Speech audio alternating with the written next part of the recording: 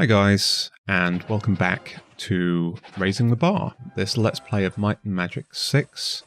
This is episode 8. I said in the last episode that we'd dive back into a dungeon, and that's what we're going to do. I've skipped over a lot of the preamble in getting to that dungeon, but we're south of Castle Iron Fist itself. We killed a load of enemies to get here, and we've just entered a dungeon called the Dragoon's Caverns. And we were sent in here by a guy in town to come and fetch a harp that he'd lost or had been stolen and was in this place. This guy, whose name was Andrew Besper the Factor, sent us in here to fetch his harp. And I didn't know what a factor was, so I looked that up. And a factor turns out to be someone who buys and sells goods on behalf of someone else, taking a commission. So that's what a factor is, so you learn something new every day. What we're doing in here, of course, is just an extension of our previous strategy of taking on mostly melee enemies who don't have any ranged attacks, and just using our bow skills to take their health down from a distance without them being able to injure us too much. It works somewhat well when we have space to move. In these enclosed quarters, we usually end up taking a few hits.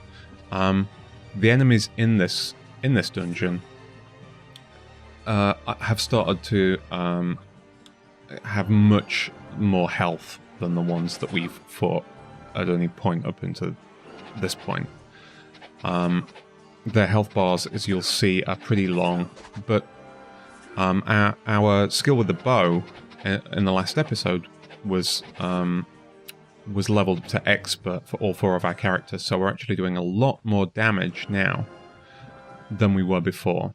So it all sort of balances out. Okay, so this dungeon, as you can see, we're playing through this sped up at 300%. I'm playing at double speed inside the game engine, thanks to the patch. And then I've sped up another 150% in the video editor to make things go a little faster. Reason being that I thought this dungeon might be a short one, and it turns out to be anything but, and it's taken quite a while. I'm actually going to have to split it into multiple videos because it's going to be so long. I think the point at which I'm going to split it is where we find the harp. So that'll make this video about 23 minutes, which is a little on the long side, to be honest, but I can't really bring it down any further. I've also made some edits, in the interest of full disclosure, to this video where I have edited out deaths and reloads and things, and this is just purely in the interests of time. I'm not trying to make myself look like a better player or anything like that. I want to get these videos down to 15-20 minutes, really, and I couldn't get this one quite down that short. I apologize. It is a little long. Oh, I should also say, by the way, I do apologize for missing the last couple of weeks. I took a short break. I had some travel that I needed to do, and so I skipped a couple of weeks of new episodes, and I have actually got some more travel coming up. But I'm hoping to get enough of these videos in reserve to cover me through that, so that there shouldn't be any more skipped weeks. I do want to keep to the schedule that I'm setting here. Okay, so we're taking out a lot of these human enemies here. These are bandits who have been attacking caravans, I believe. We just found a secret there. This is one of the benefits, the real major benefit, I think, of hiring the NPC that we did in the last episode, who maintains a constant expert level wizard eye spell. See the switch that we just found behind there just opened this door here, which previously wouldn't open. So this basically what this wizard eye spell does is it shows continually on the minimap not only enemies but also treasure chests and things. So, and it shows them regardless of whether they're in the part of the map that you've been to yet. So that's a really useful tool to be able to find areas that may be hidden behind secret doors and the like. These NPCs that give us these beneficial skills and buffs do take a small percentage of gold, but I think it's worth it for the utility that they provide to the party. And to be honest, gold is not in short supply in this game, at least not so far. We've not felt particularly poor.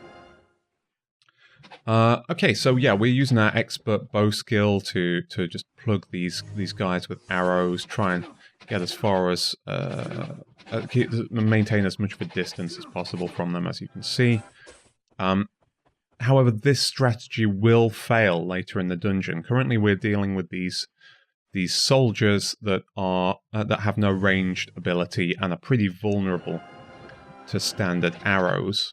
But later on in this dungeon, which by the way is kind of huge, later on in this dungeon we will encounter enemies that are not vulnerable to these tactics at all. And that's the point at which I honestly had to give up on this dungeon. So there's going to be 2 episodes featuring this dungeon, I think. This one up until finding the harp. The second one will take us to the point where there's a whole other area of the dungeon, but I couldn't actually go into it. Because what we need to do, really, is increase our offensive potential, specifically with magic spells. Because some things just aren't going to be attackable using the bow. For the things that are, the bows are by far the better tactic, for a whole variety of reasons. They don't drain mana, or they don't require ammo. All our characters have one. They work at long distance. They can, we're actually hitting harder as well and missing less than we would with magic at our current level. But one thing we haven't found yet is a store that sells spellbooks that will give us better offensive spells. All the spells we've got at the moment, which we can attack with, are single target, and they're all low level. So they only do like 5 points of damage even when you hit. And that's not really going to get you far. So when we hit these slimes where the bow doesn't work, we don't really have the magic required to be able to take them down. So we will find that is something we'll probably need to come back for later. But one of our... Oh, we got a soldier there. This is an enemy we haven't seen before. Again, melee only, which works to our advantage. Quite a large health bar, quite armoured. But we have enough space to give him the run around, like we do in most of the other enemies there. And we'll just make sure that he doesn't manage to get all that many hits in on us. Okay, so yeah, we're going to run into an impasse in this dungeon, just to warn you, that we're not going to clear it out. It is kind of an interesting dungeon, well, by the standards of this game anyway, in that there's a lot of areas in there that overlap, and there's quite a lot going on in terms of sort of secret areas and switches. Here's an area here we haven't been to before. Switches that open doors and such like. The effects of those switches might not all be that evident. And there are definitely areas that... oh, okay, right. So this is... let's talk about this. This is our one allotted plot point for the dungeon. Right, we just picked up a scroll, and it wasn't on screen really long enough to read it, but basically what it said, it was orders from the Shadow Guild. We've heard of the Shadow Guild before, because they abducted someone on the new Sorbigal map, and we got given a quest. We haven't found their lair to go and find the person yet. But it's a name we've heard of. This scroll here proves that they are working in alliance with the guys in this dungeon to make attacks on caravans. They're being paid to do that, and the connection between these guys and the Shadow Guild has to be denied. Like, it cannot come out. So I think that this scroll is going to be of interest to some people. I suspect this proves a link, and it proves, it definitely increases the profile of this nefarious and largely yet unknown organization and the master thief that sent the letter. So yeah, we're gonna have some more dealings with the Shadow Guild. They are clearly a force to be reckoned with in this game.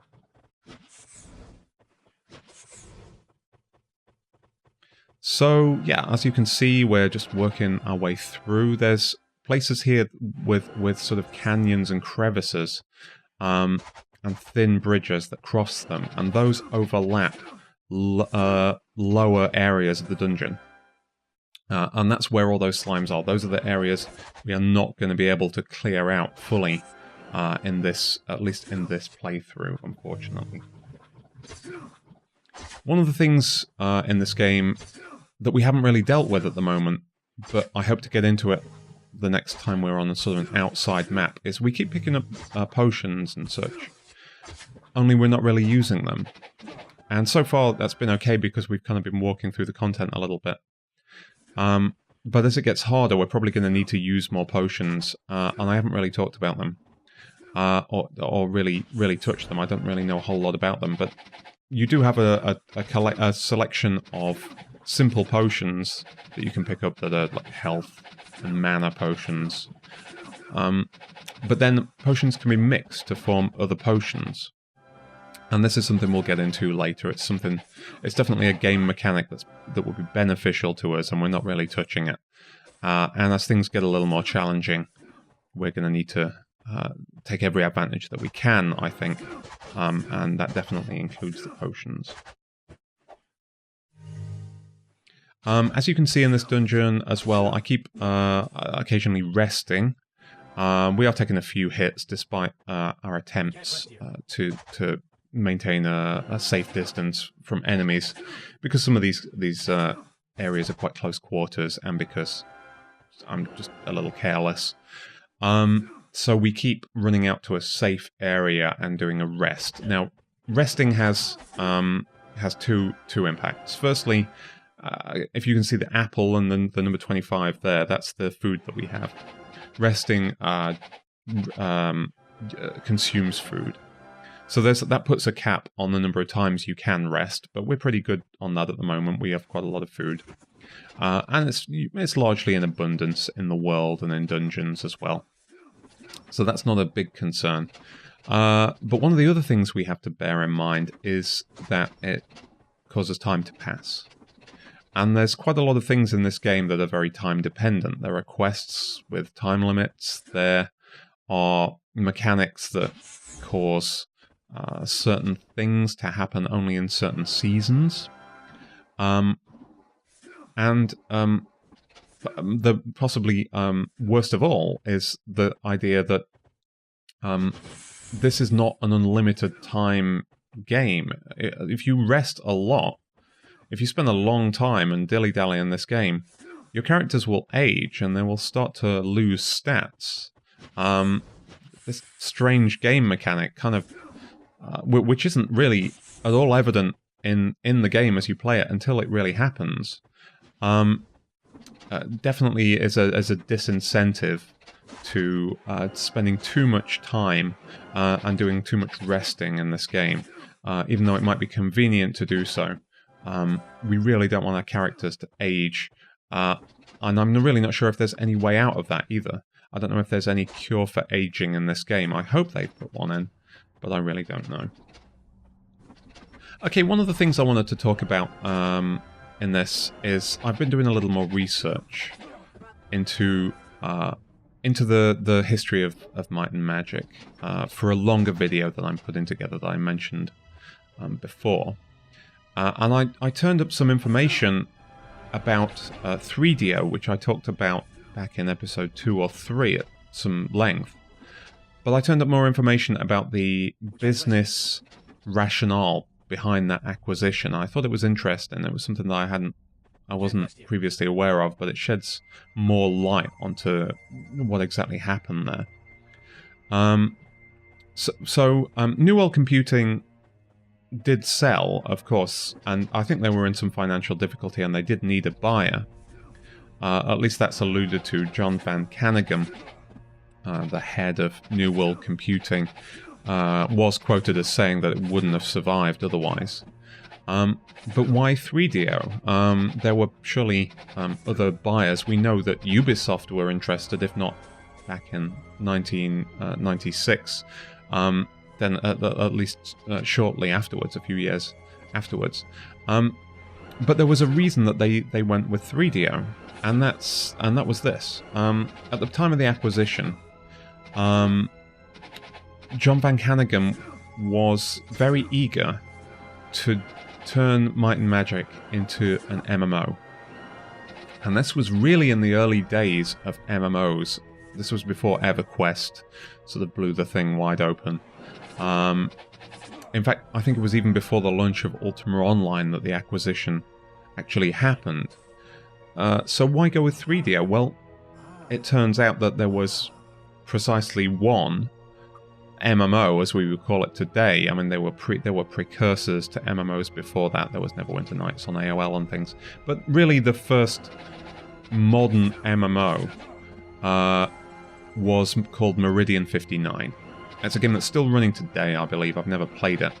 But it has a place in history as generally the first MMO that existed in a form that is recognizably the kind of game that MMOs are today.